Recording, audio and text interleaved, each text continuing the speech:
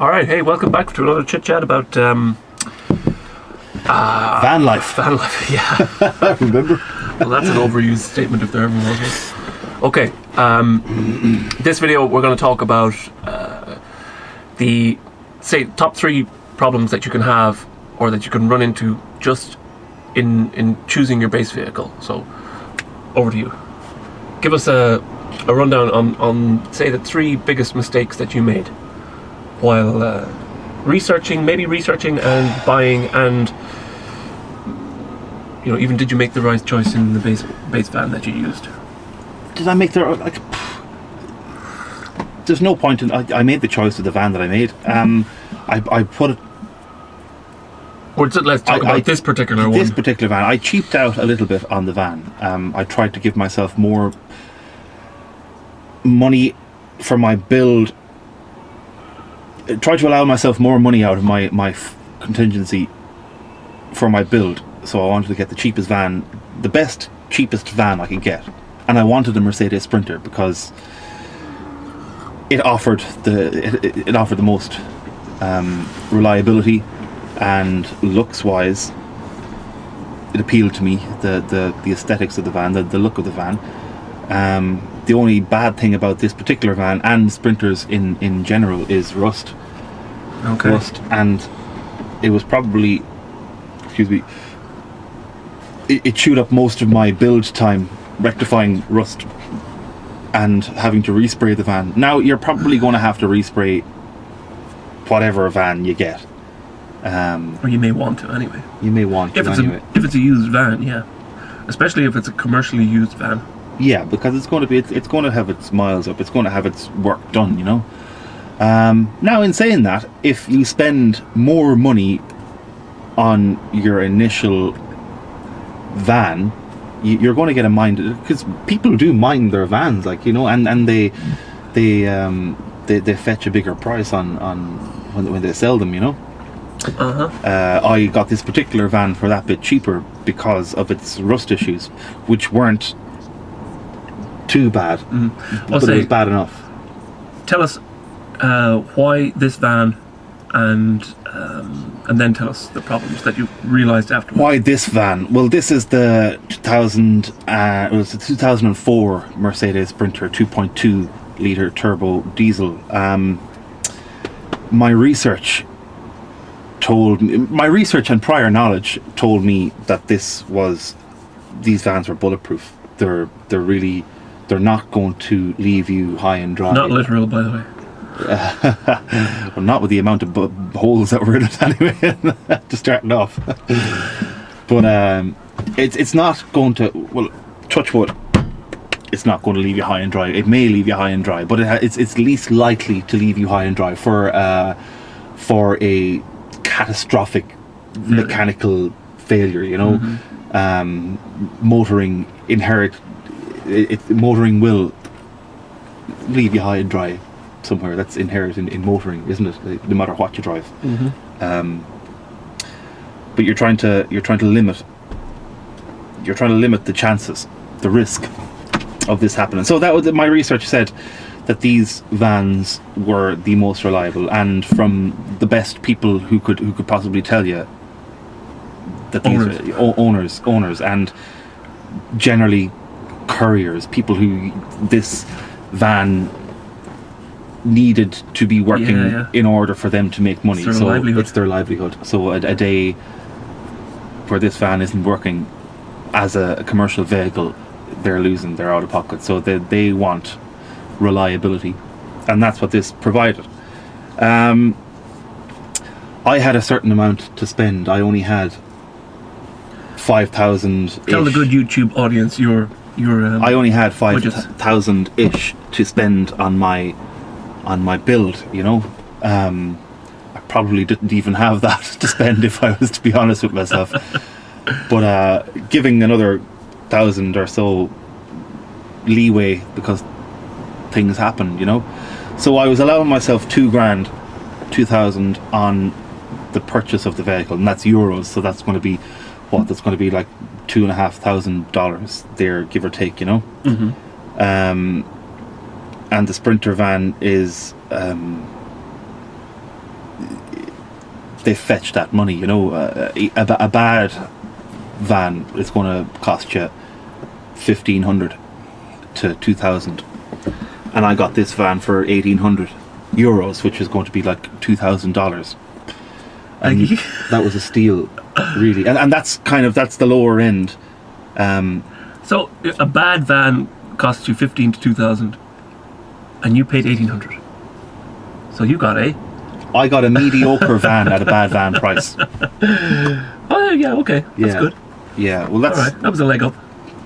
Yeah, I mean, they have their rust issues, but that's the only. It's body rust. It's not chassis rust, and it's fixable if it's treated during its life. If it's tackled by an owner at some stage over its life, it'll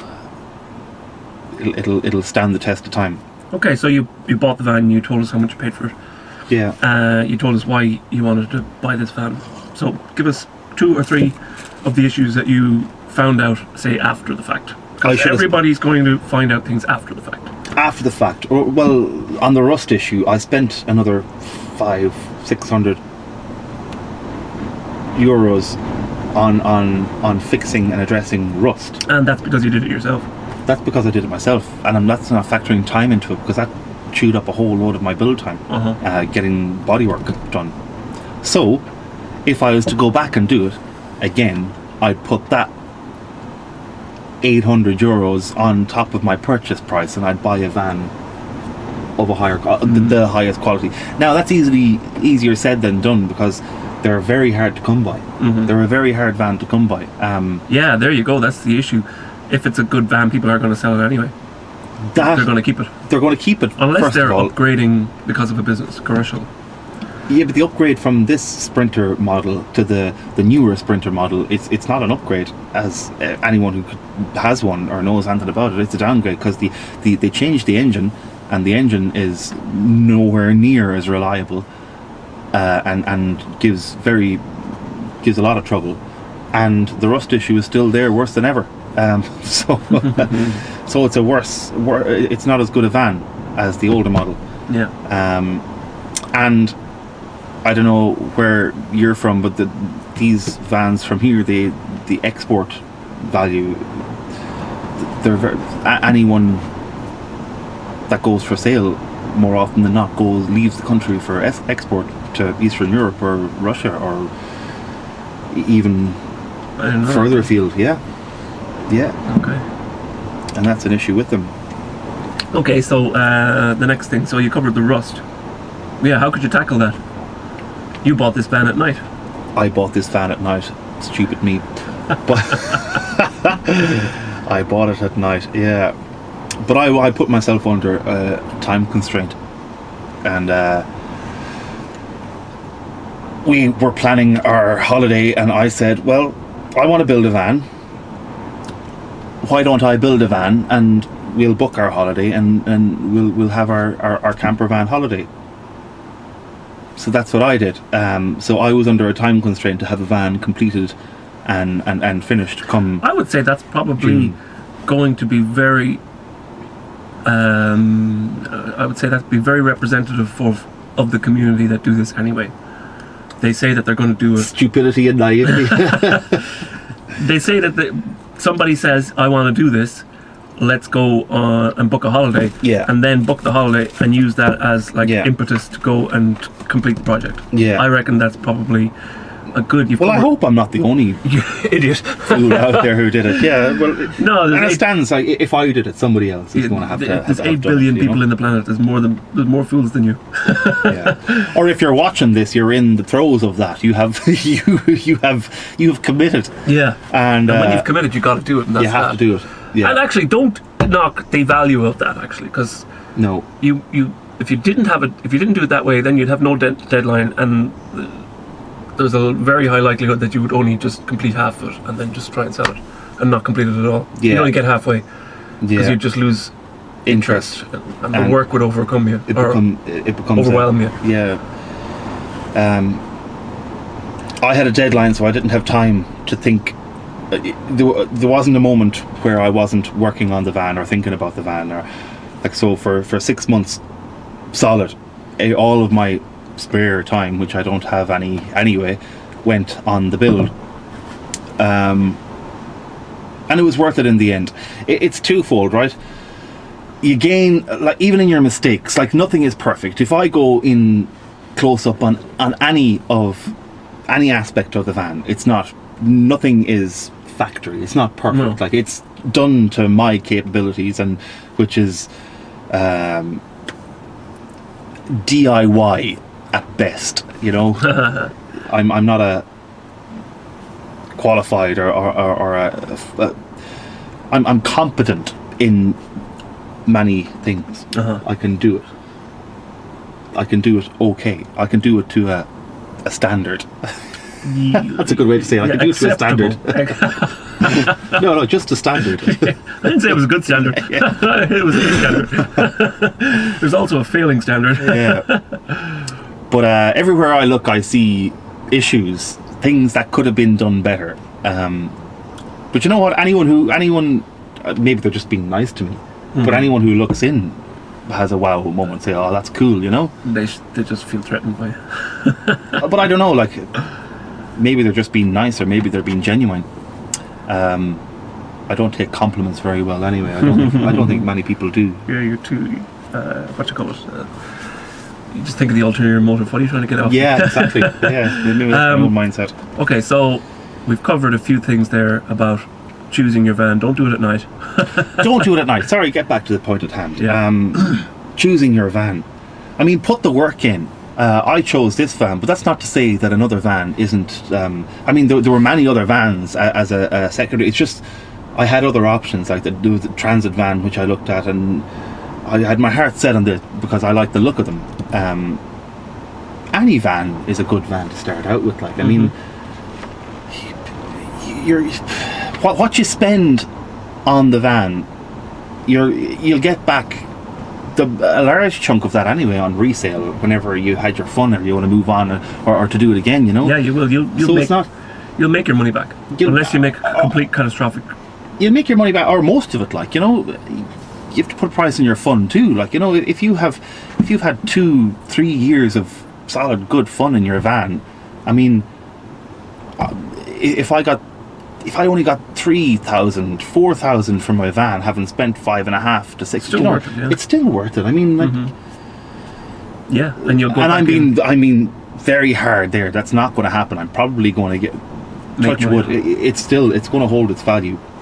Yeah, because your labour holds value. It does, and I did it right on the logbook. It's Campervan on the logbook, you know. So I've paid the VRT. I've converted it. I mean, I added seats. There are 3 extra seats here. This was a panel van with a cab and. There's an interesting point. Back. This is a panel van. A lot of vans, especially, you know, if they were former dairy vans or milk vans or, you know, delivery vans, they may be already lined. Yeah. Would you ever look for a lined van? I thought about that because they already have the insulation and a very high quality of insulation, you know, and it's an option. It's all about, like, I mean, you can cut in windows and stuff in them, like, it's very easily. I didn't look into it too much, but of course it's an option, and it cut down on the amount of work that you have to do also, because it's I mean, that was probably one of my biggest jobs, was insulating, and it's over insulated the van than this fan. Yeah, it's warm now. Yeah, it's very and it ain't particularly, you know, boiling outside, and we have windows open. And we're not moving. But anything is an option. I mean, you can convert anything. Yeah. It's all... Okay, so is there anything else that sits out of the top of your head that you should tell someone before they go and do it? Try to get yourself on the best footing starting off as you possibly can. I mean, like, I'm a big one, I've said it already, for the buy once and cry once kind of theory. It's spend as much money as you can possibly afford on your base fan. And it'll stand to you further on in your build. Yeah. I mean, I agree with that. Yeah, absolutely. Yeah. So that's pretty much it. Yeah. I hope you enjoyed the conversation. Yeah. Check the website. Absolutely. If you have any questions for us, feel free to give us an email or comment. Yeah. Comment below this video if you have any particular pressing questions that you have in your before you dive into your build. Yeah, we're very approachable. We'll try. Yeah, we won't jump out of the screen at you. I've tried that yet anyway. Okay, see you in the next video.